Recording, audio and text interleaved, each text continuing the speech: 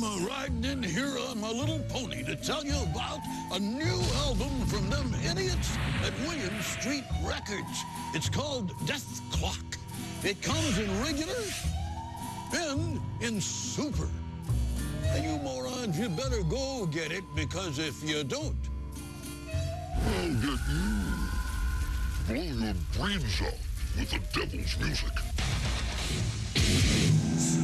Heavy Metal Mania, man. The show that kicked it all off in 1986 on MTV. Dee Snider was the host. Can you tell me how you got the job and what it was like in the beginning when this show started? Well, first of all, I really appreciate that HeadBanger's Ball has always recognized that the idea essentially started with Heavy Metal Mania. And it was pretty much my idea. I mean, in 1985, I got the word from Marty Callner, big video director, that MTV was cutting back on metal videos. And I said, that's insane. I mean, there's a rabid audience out there. Can't they just give us our own show? Because, you know, I knew that our audience would tune in. I say our, meaning the metal audience. So he contacted MTV, and there was a producer named Liz Nealon who had the same idea at the same time. They said, well, if you work with Liz, you could do a show. So for the next 18 months, we did Heavy Metal Mania, and we created, you know, that time where headbangers just gathered around the television set and tuned in. And, you know, and the show did great. It just like quadrupled, quintupled, whatever the ratings went through the roof every time the show was on. And then the minute I asked to be paid, that's when they got a new host. So 18 months you did the show for free? For free, man, but I mean... Just like the 20th anniversary? Yeah! I saw that they brought Adam Curry in to replace me, and I said, well, that's an interesting change. Didn't they have every VJ at one point? Yeah. Julie Brown, Kevin Seal did it. Seal. Yeah, I guess they were just experimenting. But I think Adam used to literally like to do his metal show. He had to break out the leather jacket. He said that. Yeah, literally, he said that. I remember watching it, and Adam Curry said, and this is not to say anything bad about Adam, but he said, okay, I'm going to put on my leather jacket and do the HeadBanger's Ball. I mean, he said that, literally. And that was when it was just like... It's more than just putting on your leather jacket. It's loving the music, believing it. Like you said, it's still a part of our lives. I mean, I'm freaking 53 years old, and I still love heavy music. New heavy music, old heavy music. I don't know what my parents did wrong. Nothing. I'm glad they did it. I'm glad they did it, because it's just the only thing that really gets to me, and it just makes me feel f***ed up. There are bands that you don't think of when you think of HeadBanger's Ball that we really broke, and when people tell me their memories of the shows, I think probably the show that stands out more than any other show on the HeadBanger's Ball was when I went to the water park with Alice in Chains, which, I mean, you talk about... I remember that. I saw that one. Dude, that was one of the most fun times we ever had. There were two bands that I think really got it. There was Alice in Chains, and there was Pantera. You couldn't have had more fun with these guys. I mean, they're taking us in their houses. We're playing football in Dallas. I mean, they really got it. And Metallica, nobody was better with their fans than Metallica. You know, we gave a fan an opportunity to hang out with Metallica, and they did way more. I mean, we went over to Jason Newsted's house, and we're jamming in the basement. I got to freaking sing, you know, Stone Cold Crazy with Metallica, you know? Yeah. So some of those things really, really stand out. The whole time I was on HeadBanger's Ball, and I'll say this for the fans, because as we all have said, the fans were, and I hate even using the word fan, it's because, like, they're us, because I'm not in a band, so we all, as the music lovers, the one band that it never failed, that we couldn't play enough of, was Slayer. People, anywhere we go, hey, I'm Riki Rachtman from Slayer! I mean, people would write letters, and you could tell they were saying it loudly. So it was like anything we could do with Slayer, it didn't matter what they do.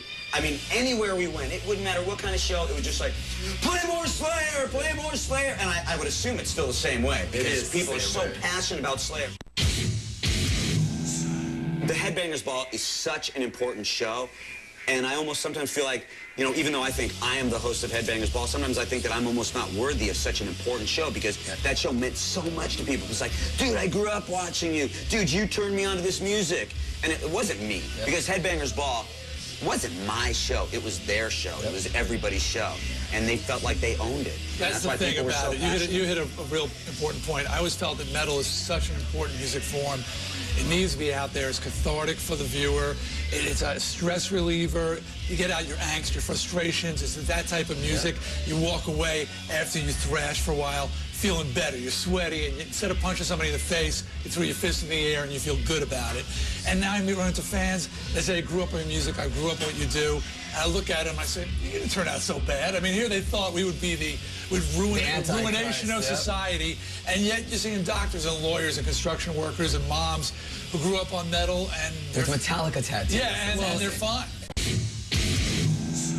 People that were fans of some of the more commercial stuff that was on there, which I didn't really feel belonged, you know, like Trapped and Papa Roach and Linkin Park, and it got to the point where those fans were like, stop playing all this growly, you know, Cookie Monster. You see both sides of it all the time. But then you have all these kids that, you know, if you go to a show, like, that's so awesome that you had, you know, Decapitated on the show, and that was like a controversial But that definitely is an ongoing problem, is that trying to satisfy the metal audience is so fractured and so finicky. Yeah, there's so many segments and what's real metal, what's not real metal, and you're trying to find a balance. I'm sure you were struggling with that. When I went to go see Exodus, you know, everybody was like, why aren't you playing more thrash? And then if I go see, you know, Skid Row, it's like, why are you playing all that stuff? It's like, it sucked for me either way.